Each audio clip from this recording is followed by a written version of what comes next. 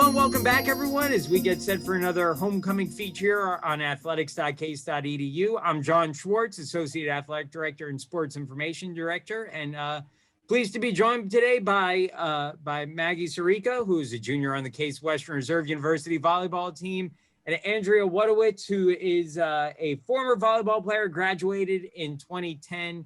And really happy to have you both joining us today to kind of reflect on the program and maybe how it's changed, how it's stayed the same over the course of the last decade or so. So with that being said, Andrea, I'm going to start with you and ask you if you can just to reflect on your experience as a Case Western Reserve University volleyball player and your time here and what that looked like and what it meant to you. Yeah, thanks for having me. So I graduated in 2010, and actually I was thinking about this as kind of as you were talking, that I came in as Coach Farrell came back on campus. So my first year was her first year back. And, I know, the many years before me laid lots of foundation to get the program to kind of be where it's at today. So it's really awesome to see kind of as the progress has continued and as the team remains competitive within the UAA, as that's like one of the premier Division III conferences in volleyball and many other sports. But I know my experience, I think the biggest thing I know I take away is the friendships that I have from the team. Still close friends with a bunch of former teammates. And I think that's one of the things that, you hear about from all the older players when you're there, but you don't quite understand how awesome it is to have this shared experience that no one else can really relate to. And of course the travel was always fun too. We definitely enjoyed the trips. With volleyball, you have like the three big trips a year. And I know a lot of memories definitely come from some of those trips, as they never went smoothly with 20 some girls traveling or young women. But I know those are some of the big things. I mean, yes, winning matches and all that, but 10 years out, you really start to remember some of the things that really stick hard, like the friendships and I think just the awesome education and getting to know lots of the other athletes during my time at Case. But I imagine there's still lots of things that are the same. I'm sure there's not a lot of sweets being eaten during season, but we had a great time. And I know, like I said, I've cherished all of my memories with the team and again, the friendships that I still have today it's pretty awesome.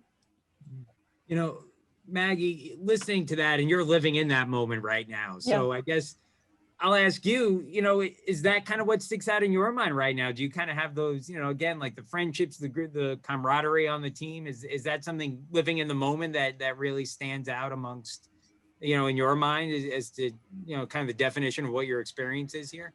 I would definitely agree in terms of just the volleyball world is so different at Case than what I've ever experienced. Mm-hmm. And something that I really cherish are the connections that I've made, whether it be close ties, confidants, and even academic connections that I can find on the team. It has really been a great support system so far, being a junior, having had 2 seasons and currently in the season I am now, just a support system at all times, on the court, off the court, in season and out of season. And it's really exciting to hear that you were even able to maintain those relationships past college. And that's what I'm also looking forward to. And right now I say, as my roommate being a volleyball player is right behind me, I am going out to dinner with a bunch of volleyball girls on Friday. It is like, I'm so fortunate to have the volleyball community at Case. Yeah, that's fantastic. I want to ask, and something, Andrea, you alluded to is the trips, and the trips in particular in the UAA. You go to some major cities that you probably wouldn't get to go to if you were playing in any other conference, maybe in any level, let alone Division III. Maggie, I'll start with you. And do you have a favorite city of the ones you've been to so far? Is there one that stands out in your mind, your favorite one to go to? That is a good question. I have to say that we've been to Pittsburgh now, I think 2 or 3 times. And every single time we go, I had never been to Pittsburgh before volleyball, and I've always thought it was a pretty cool city. The Carnegie Mellon gym is interesting, but it's also like, because we're always used to playing volleyball there, I kind of like the energy now, even though it's different than a lot of other places. But I will also say that like nothing beats a plane trip. So like when I was just at Emory, like that's so fun, those experiences. And it just seems so special, like strutting through the airport. Andrea, how about you? Favorite city, favorite experience on the road? What sticks out in your mind? There was so many. I would say the one cool thing that I really, really enjoyed about Coach Farrell and the coaching staff is that every time when we traveled, we got to do something fun in the city. So like I remember we went to New York, we went to a Broadway show, we did some like touring in Atlanta. Like, I mean, they made sure we did something kind of like city special every time, any place we went to, which I really enjoyed. I know I don't know if it was my sophomore or junior year, but we had a really unfortunate event where we got stuck in an airport and actually had to sleep overnight in an airport. And granted, it was like kind of a disaster. I think everyone that was there anytime you see any of your teammates, we're always like, oh, just don't get stuck in the Philadelphia airport. But like, it's like that, like I got into a bus accident one trip. So like there was lots of fun memories, but like, that's what happens when you have 20 some people, traveling around the country. But it is cool. I would totally agree with Maggie. Like getting on the airplane, you're in a big group. It's just like, it's like a fun, you wouldn't get to do that in really any of the other, or a lot of the other conferences. So, and it's a nice way to, get to bond with some different teammates, and they always would switch who's rooming with who. And so it was, I know I loved the trips. Those were always the best part of the season.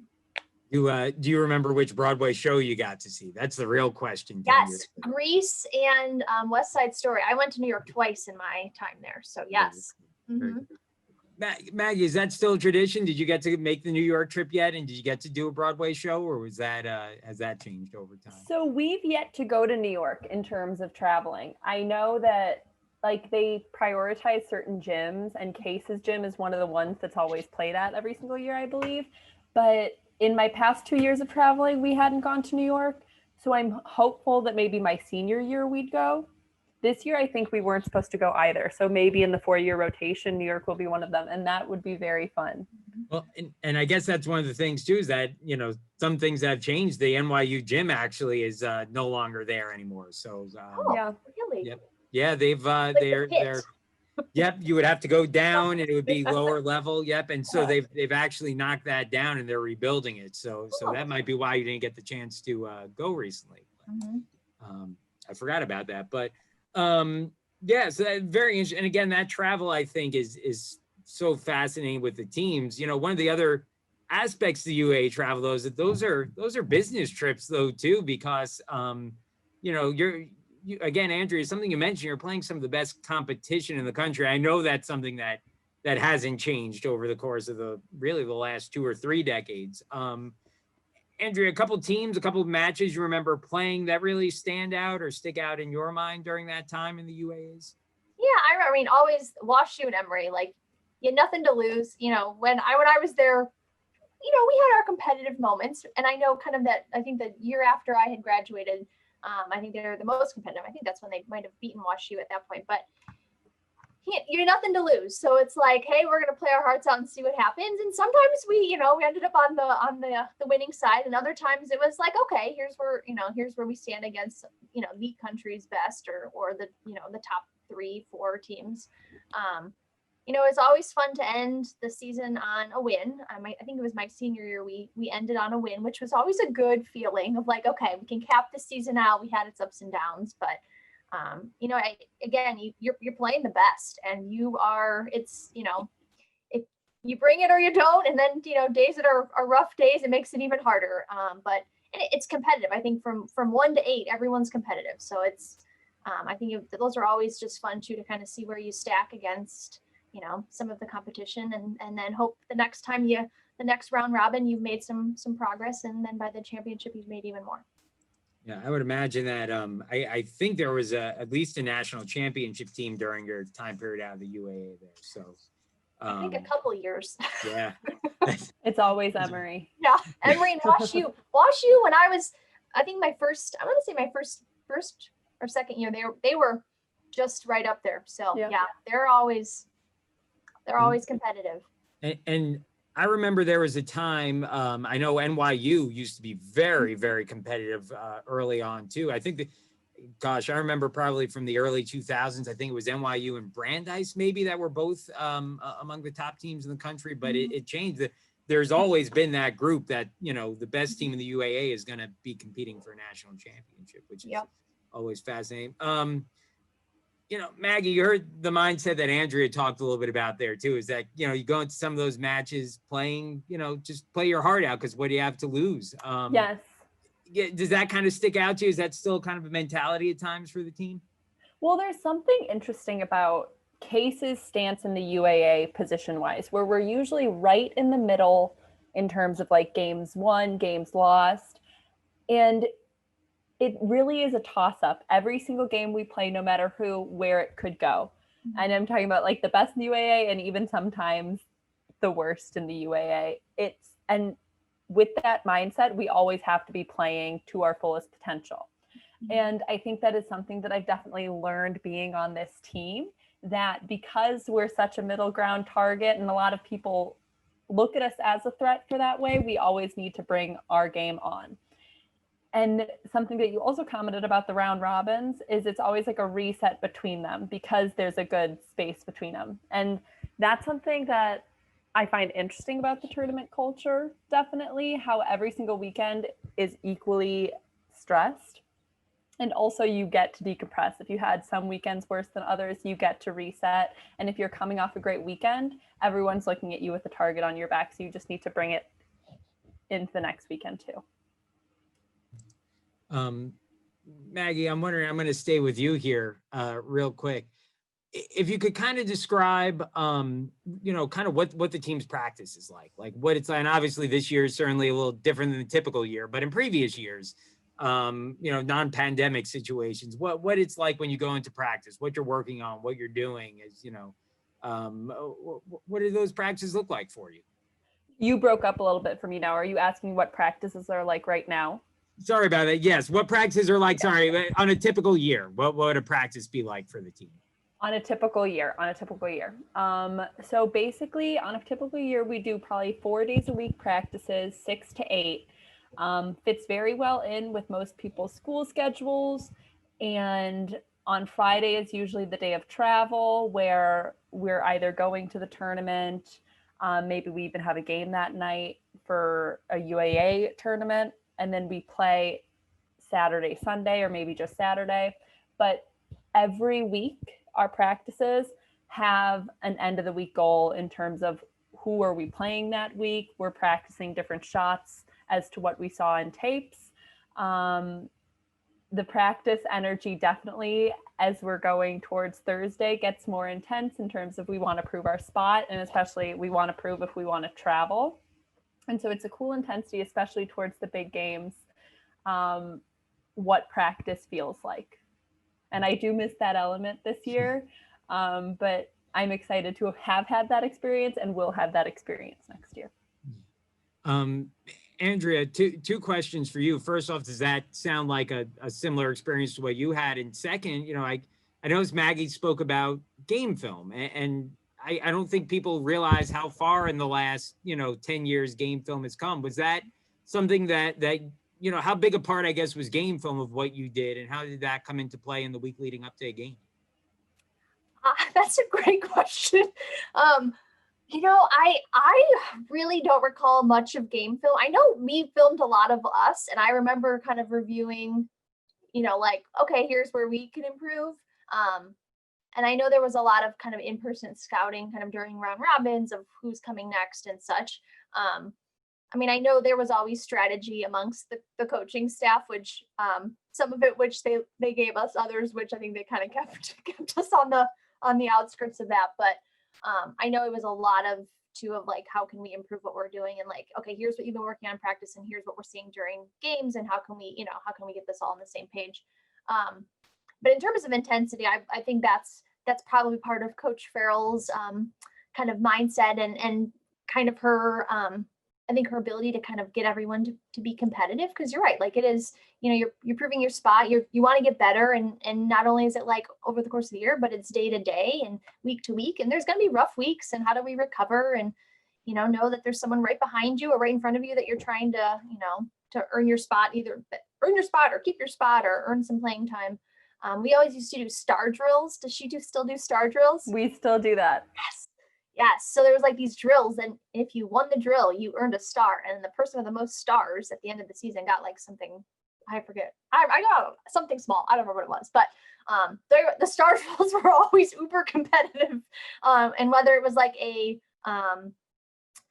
a conditioning drill, like it would get pretty competitive. So that was it was also just a fun way to be like, yes, I got a star then. It's a rite of passage when Yes. you have a star. It's special. And I then like there's those. team star drills, which were even more fun because then there was a lot of smack talking happened 10 years ago with those. I like that. I had no idea about those star drills. That's amazing stuff. It's really cool. Andrea, and we'll wrap up because I want to see if you two have any questions maybe for each other on what the experience is like or was like. Andrea, though, if you can, just update us real quick. What are you doing now? Where are you at? What does life look like for you? What's going on? Yeah, so I currently live in Columbus. I'm a pediatric psychologist at Nationwide Children's Hospital. I work primarily with kids with cancer. Been here a couple of years now and we'll be here for a while. Recently engaged, so I will see all of my volleyball friends here in about 6 months, so that'll be fun and a nice little get together. But totally missing the alumni event this year, which is a bummer, and we'll miss it, in August. So it's always nice to see people, and even as you get on in this process, Maggie, even the alumni that you'll see throughout the events, they'll still come back, and it's always kind of fun to see where everyone's at and what they're doing. But so fun to get to talk with you all, and this is all I enjoy, staying connected with Case, and I love hearing from Coach Farrell and the current players. Awesome, and congratulations on the engagement. Thank you. Maggie, do you have any questions for Andrea? Anything you could you want to ask her about the experience? No, yeah, definitely. I did prepare some, and we did hit on some of them, but one that it's kind of like a post-college mindset. How have you been like interacting with volleyball, the sport, since after you've graduated? Oh, good question. I would say I'm getting far less active these days, partly because I think work's getting a little crazy, but did a lot of sand volleyball, did some leagues. It's always fun. And I think kind of as you get older, like, maybe the rust I need to brush off every once in a while. But if people have heard you have any like athletic abilities, they're like, can you please come play on my rec team or whatever? So there's lots of like rec scoop ups. I do have a couple friends that have still played really competitively, but I have not been able to. But it's like a great exercise. I'm all about doing some kind of activity rather than just going to run. So that's the thing that's nice, that like I feel like I'll always have volleyball in my social toolkit, that if I ever need to meet a group of people, like joining a rec league is always an option. Yeah, it's a great way to meet people in new cities. Yeah. I remember I spent some time in Chicago. That was like the easiest way to meet people, is like, oh, and then they find out you're good, and then they like scoop you up. They're like, oh, you have some type of skill. Come play on all these other teams with me. Yep. So. Very cool. How about you, Andrea? Anything for Maggie? I'm interested to hear how things are going with COVID. I know, like, can't imagine what it's like to have a season in the middle of a pandemic, and I know coaches kept us updated a little bit via email about kind of what you guys are trying to do to stay connected, but would love to hear how it's going and what you guys are doing to kind of keep the team atmosphere. No, definitely. It is so different this year, but I have to say that it's kind of cool how it's different, because how we've been able to like quickly transition into a new mode. So we have conditioning outside right now for 3 days a week. And that includes like bringing weights outside. So we have like our own gym set up on DeSanto Field.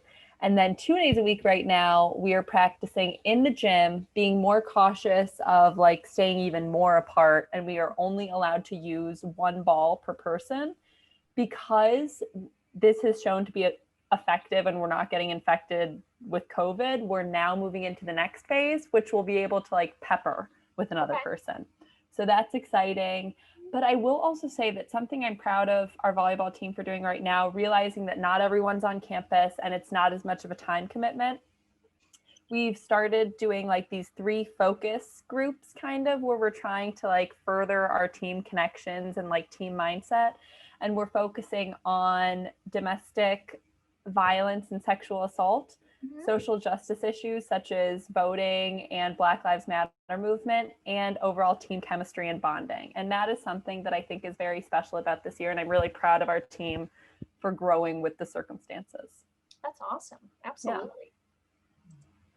Well, thank you both again for joining us. It's some really great stuff. And yeah, I think it's just interesting to see, the first one of these that we did was yesterday, and it was with a cross-country runner from who graduated in 1976. So there's a little bit more of a gap. I think this was interesting because it wasn't as much of a gap, but it's also really interesting to see that, a lot changes, but there's also a lot of similar language that you could talk with each other too about, and whether it's the star drills or whatever that, it's really nice to see. So thank you both very much for joining us today.